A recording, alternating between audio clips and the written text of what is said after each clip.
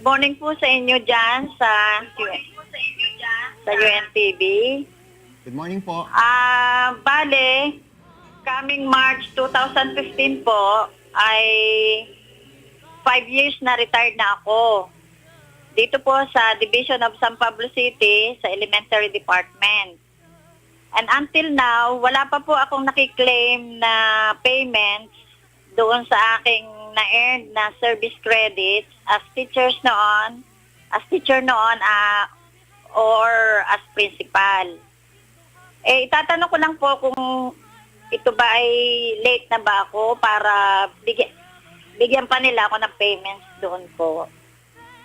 Nanay Luz, hindi naman kayo late. Walang prescriptive period kapag ikaw ang mag-retire at hindi mo kine-claim yung benefits ho ninyo. Ang kailangan lang po natin ay follow up pa rin po natin sa DepEd, sa head office, no, kung na-process na po yung papers ninyo. At kung hindi, kailangan po natin i-process dahil baka hindi ninyo nakukuha yung mga benefits po ninyo dahil hindi na-process o hindi ninyo binibigay yung mga requirements na kailangan na patunayan na kayo po ay effectively retired na po. So, hindi...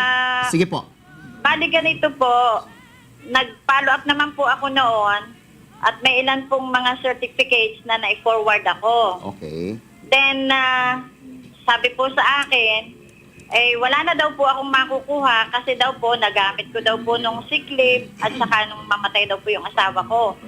Para pong mayroong nakikita akong discrimination kasi po, yung ba naman within 27 years of service ay na ano ko na ang lahat yun, na-spend ko na.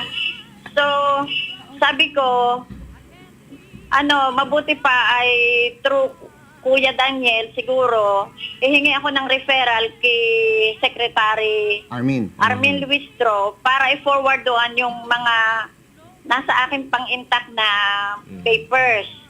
Kasi dito sa San Pablo, parang meron lang ang binavalid na ilan. Ako naman po yung nangihinayang kasi yun naman ay pinagtrabahuhan ko as teacher noon at saka school head.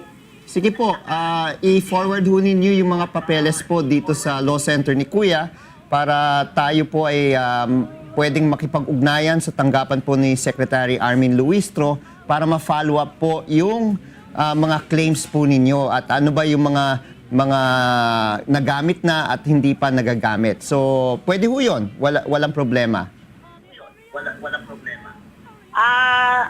Isa pa po, nung isang araw, muling ako yung nagbalik sa kanila, ay sabi niya sa akin, okay, kung nagkataong nasunog itong Division of San Pablo City, ito pong opisina. Sabi nila, hanapin ko na lang daw yung certificates ko nung ako ay teacher.